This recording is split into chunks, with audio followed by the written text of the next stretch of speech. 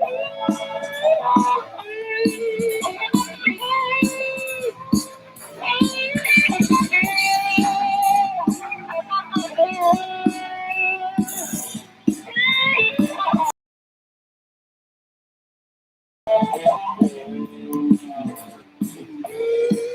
came? 3 minutes. We're going to find out what happens. Find out what happens in the family. See what's going on.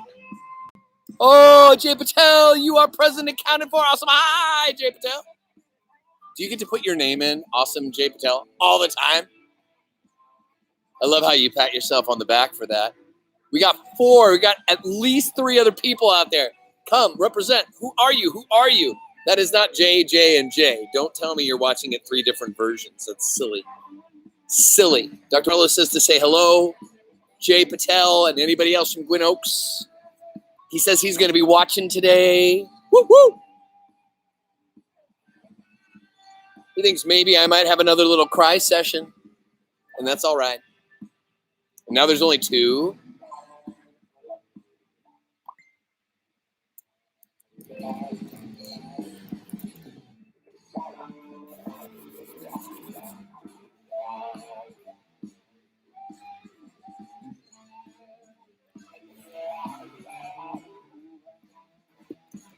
You've got about 1.5 minutes. I'm hoping that the wind doesn't overtake me for too much.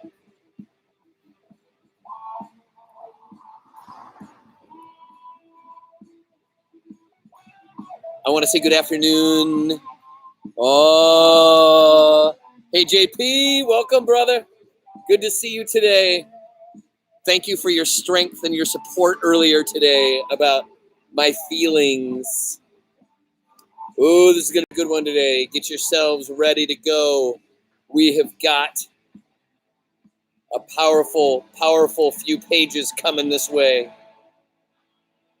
Going to go looking back just a little bit.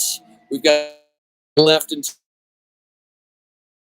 it. Oh, Olympia, you are present accounted for. Hey, Miss Abby, you are present and accounted for on the closing day of this show. Woo, woo, woo. I love that. Thank you, Dad Burson, for sending us a little note. That's super cool. Oh, it's nice to have you guys. Bravo, bravo, bravo, bravo. Unfortunately, what I'm going to have to say is I hope that the weather holds up for us because I want to be outside for this one. Hey, Brendan Bryan. I think, if I'm not mistaken, is that Caden or is that Brian F? I think that's Brian F. Spoga? What? Spoga? Is that quiet and start reading? Hello, everybody. What a gift it is to be here. Good afternoon. You are present and accounted for. It is 3:33 here in Georgia. Make a wish. It's probably 12:33 where Olympia is, and somewhere in between there, if anybody else is happening to live. Good afternoon. It is Tuesday. It is Cinco de Mayo. That's about as much Spanish as I know. And it is a day of celebration, not only for the fact that it is Cinco de Mayo, but also you will finish a powerful novel that is over 285 pages long today. And so if you have been here and if you have been present and accounted for, I'm so grateful that you are here. Thank you for taking the time. I want to let you know that we are going to continue this. We are going to be going into a new story, but I am not going to disrespect the fact that you guys are chomping at the bit because of yesterday's emotional experience. I couldn't finish chapter 19, and that happens sometimes when you're reading. I am ready to read today. I have no idea what happens next, and I still have a few questions as we begin this adventure. What's going to happen next? That's really an important question. Not only what happens next, but how does Billy deal with saying goodbye to one of his pups? That's a tough moment in anybody's life. If anybody has had to have a goodbye session with one of their previous pets, that's a crushing day.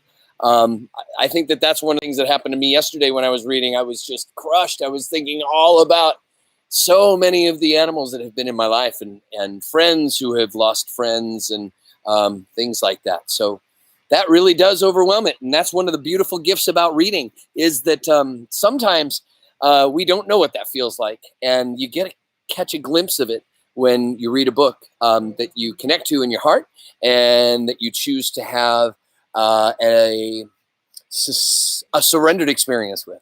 And that is what this book really means to me. I have more to tell you about in regards to that, but we have books and pages to read. So I'm going to go back just a little bit so that we can remind ourselves of where we were when Mr. O wasn't able to go any further today. I am grateful that everybody's here. It is now time to conclude the Wilson Rawls novel, Where the Red Fern Grows. I hope it's been as much fun as it has for me. So, ladies and gentlemen, let us go and let's discover.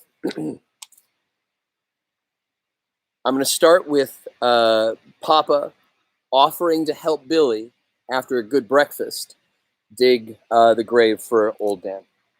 "No, Papa," I said. "I'll take care of it. You go and eat breakfast. Tell Mama I'm not hungry." I saw a hurt look in my father's eyes. Shaking his head, he turned and walked away. From rough pine slabs, I made a box for my dog. It was a crude box, but it was the best I could do.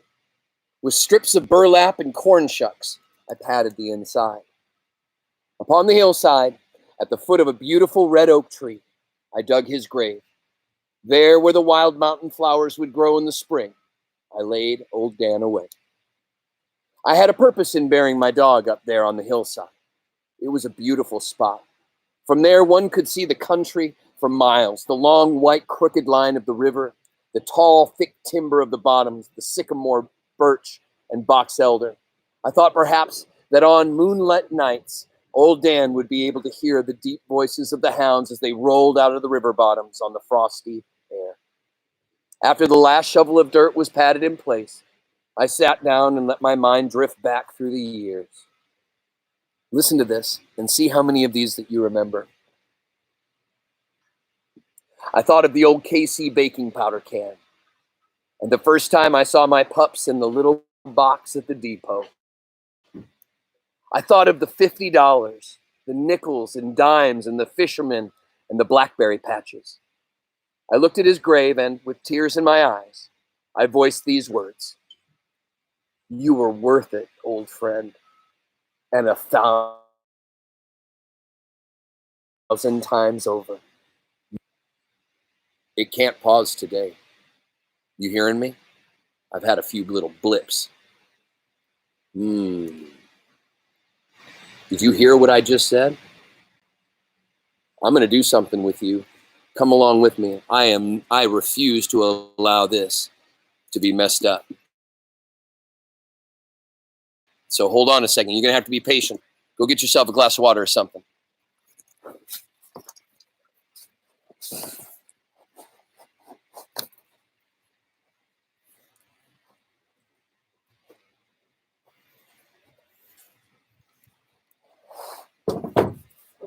You still there? I ain't missing you, and I ain't losing you. I'm going to make sure that everything is exactly as it needs to be. You got me? All right, I'll be right back. I won't let you go.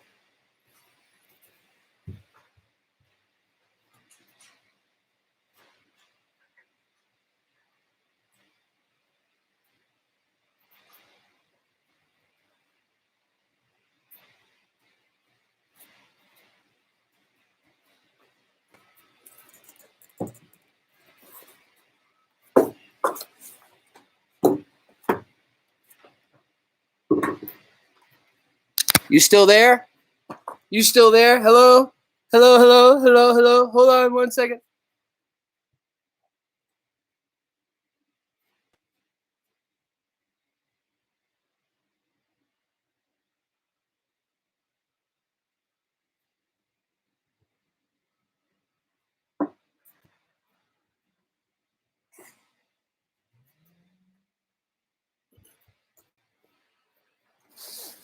We ain't missing this. Not for the life of me.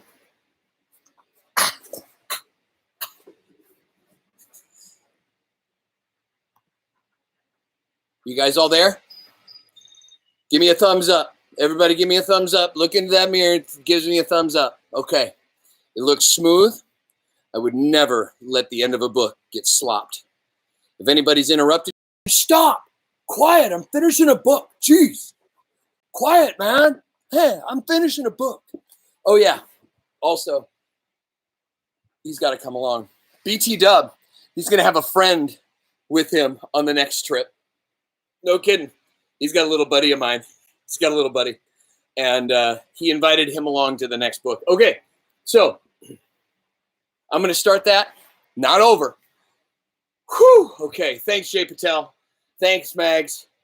Thank you, B. Brown. I appreciate it. All right, so here we go. Let's get that over.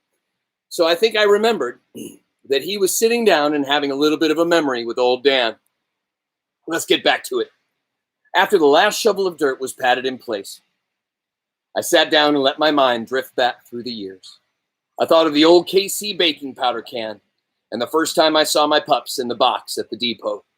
I thought of the $50, the nickels and dimes, and the fishermen and the blackberry patches. I looked down at his grave, and with tears in my eyes, I voiced these words. You were worth it, old friend, and 1,000 times over. You were worth it, old friend, and 1,000 times over. In my heart, I knew that there in the grave lay a man's best friend. 2 days later, when I came in from the bottoms, where my father and I were clearing land, my mother said, Billy, you better go look after your dog. She won't eat.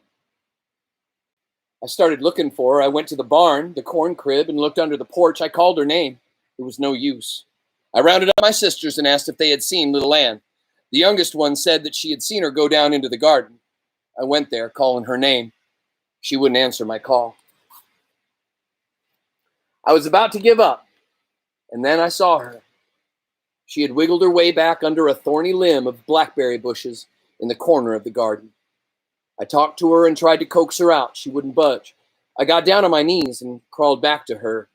As I did, she raised her head and looked at me. Her eyes told me everything I needed to hear. They weren't the soft gray eyes I had looked at so many times before. They were dull and cloudy. There was no fire, no life left in them. I didn't understand. I carried her back to the house. I offered her food and water. She wouldn't touch it. I noticed how lifeless she was. I thought perhaps she had had a wound that I had overlooked. I felt and probed with my fingers. I couldn't find a thing. My father came and looked at her. He shook his head and said, Billy, it's no use. Life's gone out of her. She's got no will to live anymore. He turned and walked away. I couldn't believe it. I couldn't. With eggs and rich cream, I made a liquid. I pried her mouth open and I poured it down. She responded to nothing I did. I carried her to the porch and laid her in the same place I had laid the body of old Dan. I covered her with gunny sacks to try to keep her warm. All through that night, I would get up and check on her. Next morning, I took warm, fresh milk, and again, I opened her mouth and I tried to feed her. It was a miserable day for me. At noon, it was the same. My dog had just given up. There was no will to live. That evening, when I came in from the fields, little Ann was gone. I hurried to my mother. Mama told me that she had seen her go up the hollow from the house, so weak she could hardly stand. Mama had watched her until she disappeared up into the timber. I hurried up the hollow, calling her name. I called and called. I went up to the head of it, still calling her name and praying she would come to me. I climbed out onto the flats, looking, searching, and calling. It was no use. Little Ann was gone. I had a thought, a ray of hope. I just knew I'd find her at the grave of old Dan, and that's where I went. I hurried there. I found little Ann lying on her stomach, her hind legs stretched out straight, and her front feet folded back under her chest. She had laid her head on old Dan's grave. I saw the trail where she had dragged herself through the leaves. The way that she lay there, I thought she was alive. I called her name. She made no movement. With the last ounce of strength in her body, she had dragged herself to the grave of old Dan.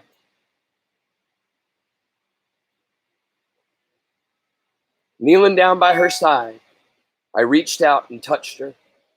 There was no response, no whimpering cry or friendly wag of her tail. Little Ann was dead. Little Ann was dead. I laid her head in my lap and with tear-filled eyes gazed up into the heavens. In a choking voice, I asked, "Why'd they have to die? Why must I hurt so? Why? What have I done wrong?" I heard a noise behind me. It was my mother. She sat down and put her arm around me. "You did no wrong, Billy," she said. "I know this seems terrible, and I know how much it hurts. But at one time or another, everyone suffers. Even the good Lord suffered while he was here on earth." "I know, Mama," I said, but I can't understand it. It was bad enough when old Dan died. Now little Ann is gone, both of them, gone just like that." "Billy, you haven't lost your dogs altogether," Mama said. "You'll always have their memory. Besides, you can have some more dogs." I rebelled at this. "I don't want any more dogs," I said. "I won't ever have another dog. They wouldn't be like old Dan and little Ann." "We all feel that way, Billy," she said. "I do especially. They've filled a prayer that I thought would never be answered." "I don't believe in prayers anymore," I said. "I prayed for my dogs, and now look, both of them are dead." Mama was silent for a moment. Then, in a gentle voice, she said, "Billy, sometimes it's hard to believe that things like this can happen, but there's always an answer. When you're older, you'll understand better." "No, I won't," I said. "I don't care if I'm 100 years old. I'll never understand why my dogs had to die." As if she were talking to someone far away, I heard her say in a low voice, "I don't know what to say. I can't seem to find the right words." Looking up to her face, I saw that her eyes were flooded with tears. "Mama, please don't cry," I said. I didn't mean what I said." "I know you didn't," she said, as she squeezed me up tight. "It's just the way that you needed to fight back." I heard the voices of my father calling to us from the house. "Come now," Mama said. "I have supper ready, and your father wants to talk to you. I think when you've heard what he has to say, you might feel better." "I can't leave little Ann like this, Mama," I said. "It'll be cold tonight. I think I'll carry her back to the house." "No, I don't think you should do that," Mama said. "Your sisters would go all to pieces. Let's make her feel comfortable right here." Raking some dead leaves into a pile, she picked little Ann up and laid her in them. Taking off my coat, I spread it over her body. I dreaded to think of what I had to do in the morning. My father and sister were waiting for us on the porch. Mama told them the sad story. My sisters broke down and started crying. They ran to Mama and buried their faces in her long cotton dress. Papa came over and laid his hand on my shoulder. "Billy," he said, "there are times in a boy's life when he has to stand up like a man. This is one of your times. I know what you're going through and how much it hurts." Always an answer. Good Lord has a reason for everything he does. "There couldn't be any reason for my dogs to die, Papa," I said. "There just couldn't. They hadn't done anything wrong." Papa glanced at Mama. Getting no help from her, he said, "It's getting cold out here. Let's go in the house. I have something to show you." "Guess what we're having for supper?" Mama said, as we turned to enter the house. "Your favorite, Billy, sweet potato pie. You'll like that, won't you?" I nodded my head, but my heart wasn't in it. Papa didn't follow us into the kitchen. He turned and entered his bedroom. When he came out into the room, he had a small shoebox in his hand. I recognized the box by the bright blue ribbon tied around it. Mama kept her valuables in it. A silence settled over the room. Walking to the head of the table, Papa set the box down and started untying the ribbon. His hands were trembling as he fumbled with the knot. With the lid off, he reached in and started lifting out bundles of money. After stacking them in a neat little pile, He raised his head and looked straight at me. "Billy," he said, "you know how your mother has prayed that someday we'd have enough money to move out of these hills and into town so that you children could get an education?" I nodded my head. "Well," he said in a low voice, "because of your dogs, her prayers have been answered. This is the money earned by old Dan and little Ann. I've managed to make the farm feed us and clothe us, and I've saved every cent your furs brought in. Now we have enough." "Isn't it wonderful?" Mama said. "It's just like a miracle." "I think it is a miracle," Papa said. "Remember, Billy, a prayer when he asked for his pups, and then you were there with their..." "I think it's a miracle," Papa said. "Remember, Billy said a prayer when he asked for his pups, and then there were your prayers. Billy got his pups. Through those dogs, your prayers were answered. Yes, I am sure it's a miracle." "If he gave them to me, then why did he take them away?" I asked. "I think there's an answer for that too," Papa said. "You see, Billy, your mother and I had decided not to separate you from your dogs. We knew how much you loved those dogs. We decided that when we moved to town, we'd leave you here with your grandpa for a while. He needs help anyway. But I guess the good Lord didn't want that to happen. He doesn't like to see families split up. That's why they were taken away."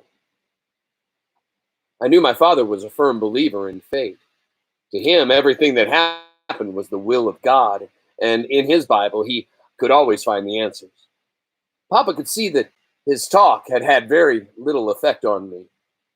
With a sorrowful look on his face, he sat down and said, "Now, let us give thanks for our food and for all the wonderful things God has done for us. I'll say a special prayer and ask him to help Billy." I barely heard what Papa said. During the meal, I could tell that no one was enjoying the food. As soon as it was all over, I went to my room and laid down on that bed. Mama came in. "Why don't you go to bed," she said, "and get a good night's sleep? You'll feel better tomorrow." "No, I won't, Mama," I said. "I have to bury little Ann tomorrow." "I know," she said, as she turned my covers down. "I'll help you if you want me to." "No, Mama," I said, "I don't want any help. I'd rather do it all by myself." "Billy, you're always doing things by yourself," Mama said. "That's not right. Everyone needs help sometime in this life." "I know, Mama," I said, "but please, not this time." Ever since my dogs were puppies, we've always been together, just us three. We hunted together, we played together, we even went swimming together. Did you know, Mama, that little Ann used to come every night and peek in my window just to see if I was all right? I guess that's why I want to be by myself when I bury her. Now you say your prayers to go to sleep. I'm sure you'll feel better in the morning. I didn't feel like saying any prayers that night. I was hurting too much. Long after the rest of my family had gone to bed, I lay staring into the dark. Sometime in the night, I got up, tiptoed to my window, and looked out at my doghouse. It looked so lonely and empty sitting there in the moonlight. I could see that the door was slightly ajar. I thought of the many times I'd lain in my bed and listened to the squeaking of the door as my dogs went in and out. I didn't know I was crying until I felt the tears roll down my cheeks. Mama must have heard me get up. She came in and put her arms around me. "Billy," she said in a quavering voice, "you'll just have to stop. You're going to make yourself sick, and I don't think I can stand any more of it." "I can't, Mama," I said. "It hurts so much. I just can't. I don't want you to feel bad just because I do." "I can't help it, Billy," she said. "Come now and get back into bed. I'm afraid you'll catch cold." After she had tucked me back in, she sat on the bed for a while as if she were talking to the darkness. I heard her say, "If only there was some way I could help, something I could do."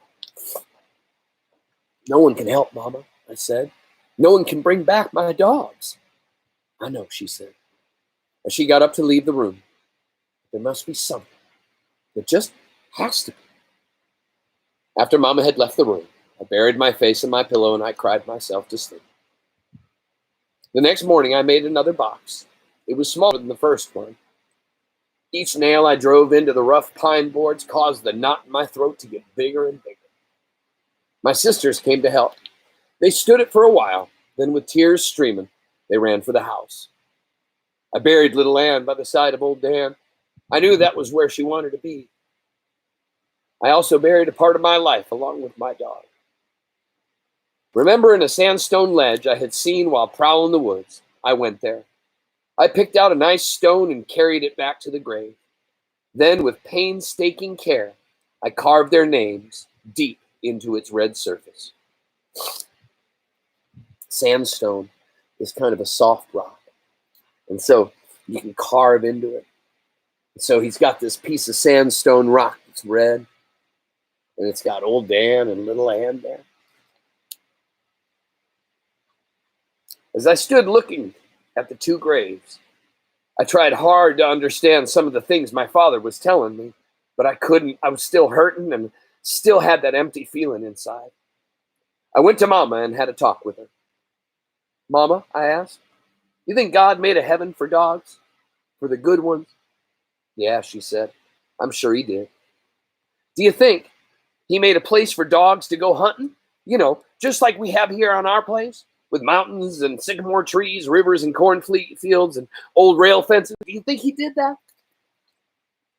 From what I've read in the good book, Billy, she said, he put far more things up there than we have here. Yeah, I'm sure he did.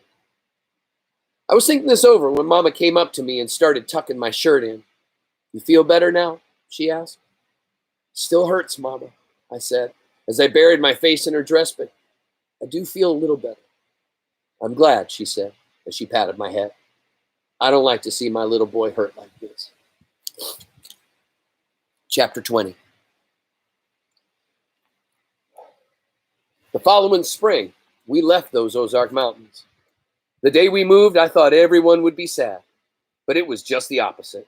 Mama seemed to be the happiest one of all. I could hear her laughing and joking with my sisters as they packed things. She had a glow in her eyes. I had never seen it before, and it made me feel real good. I even noticed a change in Papa. He didn't have that whipped look on his face anymore. He was in high spirits, and we carried the furniture out to our wagon. After the last item was stored in the wagon, Papa helped Mama to the spring seat, and we were ready to go. Papa, you mind waiting a few minutes? I'd like to go say goodbye to my dogs. Sure, he said. We got plenty of time. Go right ahead. Nearing the graves, I saw something different. It looked like a wild bush had grown up and practically covered the two little mounds. It made me so angry to think that an old bush would dare to grow so close to my graves. I took out my knife, intending to cut it down. When I walked up close enough to see what it was, I sucked in a mouthful of air and stopped. Couldn't believe what I was seeing. There between the graves, a beautiful red fern had sprung up from the rich mountain soil. It was fully 2 feet tall, and its long red leaves had reached out in rainbow arches, curved over the graves of my dogs. I had heard an old Indian legend about the red fern, a Cherokee legend, how a little Indian boy and girl were lost in a blizzard and had frozen to death. In the spring, when they were found, a beautiful red fern had grown up between their two bodies. The story went on to say that only an angel could plant the seeds of a red fern, and that red ferns never died. Where one grew, that spot was sacred. Remembering the meaning of the legend, I turned and started hollering for Mama. Mama, Mama, Mama, I shouted. Come here and hurry. You won't believe it. In a frightened voice, she shouted back, What is it, Billy? Are you all right? I'm all right, Mama, I shouted. But hurry, you just won't believe it. Holding her long skirt in her hand, and with a frightened look on her face, Mama came puffing up the hillside. Close behind her came Papa and my sisters. What is it, Billy? Mama asked, in a scared voice. Are you all right? Look, I said, pointing at the red fern. Staring wide-eyed, Mama gasped and covered her mouth with her hand. I heard her say, almost in a whisper, Oh, it's a red fern, a sacred red fern. She walked over and very tenderly started fingering the long red leaves. In an awed voice, she said, "All my life, I've dreamed of seeing one. Now I have. It's almost unbelievable." "Don't touch it, Mama," my oldest sister whispered. "It was planted by an angel." Mama smiled and asked, "Hmm, have you heard the legend?" "Yes, Mama," my sister said. "Grandma told me the story, and I believe it too." With a serious look on his face, Papa said, "These hills are full of legends. Up until now, I never paid much attention to them, but now I don't know. Perhaps there is something to the legend of the red fern. Maybe this is God's way of helping Billy understand why his dogs died." "I'm sure it is, Papa," I said. "And I do understand. I feel different now. I don't hurt anymore." "Come on," Mama said. "Let's go back to the wagon. Billy wants to be alone with his dogs." Just as they turned to leave, I heard Papa murmur in a low voice, "Wonderful indeed is the work." As I stood looking at the two graves, I noticed things I had never seen before. Wild violets, rooster heads, and mountain daisies had completely covered the two little mounds. A summer breeze gushed down from the rugged hills. I felt its warm caress as it fanned my face. It hummed a tune in the underbrush and rustled the leaves on the huge red oak. The red fern wavered and danced to the music of the hills. Taking off my cap, I bowed my head. In a choking voice, I said, "Goodbye, old Dan," little lad. "I'll never forget you. And this I know. God made room. God made room in heaven for all good dogs. I know he made a special place for you." You get that? With a heavy heart, I turned and walked away. I knew that as long as I'd live, I'd never forget those two little graves and the sacred red fern. Not far from our home, the road wound its way up and over a hill. At the top, Papa stopped the team. We all stood up and looked back. It was a beautiful sight, one I'll never forget. As I stood and looked at the home of my birth, it looked sad and it looked lonely. There was no spiral of lazy blue smoke twisting from the rock chimney, no white leghorn hen chasing a June bug, no horse or cow standing with head down and tail switching. I saw I had left the door of the barn loft open. A tuft of hay hung out. It wavered gently in the warm summer breeze. Something scurried across the vacant yard and disappeared under the barn. It was Sammy, our house cat. I heard my little sister say in a choking voice, "Mommy, we forgot Sammy." There was no answer. To the left, I could see our fields and the zigzag lines of rail fences. Farther down, I could see the shimmering whiteness of the tall sycamore trees. My vision blurred as tears came to my eyes. The sorrowful silence was broken by my mother's voice. She asked, "Billy, can you see it?" "See what, Mama?" I asked. "The red fern," she said. My oldest sister spoke up. "I can see it," she said. Rubbing my eyes, I looked to the hillside above our home. There it stood in all its wild beauty, a waving red banner in a carpet of green. It seemed to be saying, "Goodbye, and don't worry, for I'll be here always." Hearing a sniffling, I turned around. My three sisters had started crying. Mama said something to Papa. I heard the jingle of the trace chains as they tightened in the single trees. Our wagon moved on. There's a space in the reading right now. I think we're going back to when he was an old man at the beginning. You ready for this? You remember him sitting with his pipe and looking up at the gold cup and the silver cup? I've never been back to the Ozarks. All I have left are my dreams and my memories. But if God is willing, someday I'd like to go back to those beautiful hills. I'd like to walk again on trails I walked in my boyhood days. Once again, I'd like to face a mountain breeze and smell the wonderful scent of a redbud and pawpaw and the dogwoods. With my hands, I'd like to caress the cool white bark of a sycamore.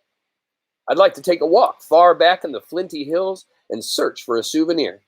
An old double-bitted axe stuck in deep inside of a white oak tree.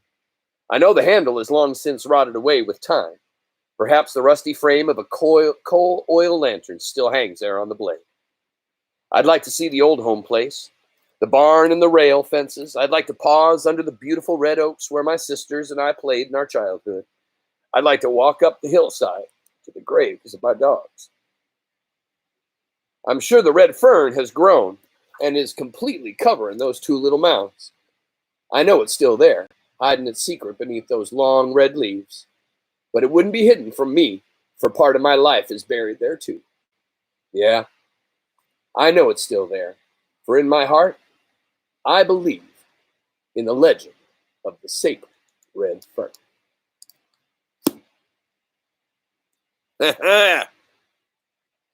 Where the red fern grows.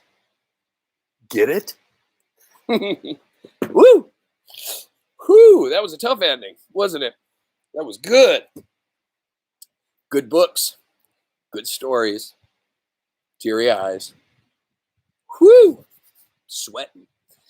Well, yes is the way that Sean Brown says it. Yes. Where the red fern grows. OMG. Yes. Can't wait. You got it. You got it. Mag, you got it too. Oh, I love it. I love it. I love that book too. You know, the funny thing about a book like that is there isn't a second part of that book. It's just that book. Just that one.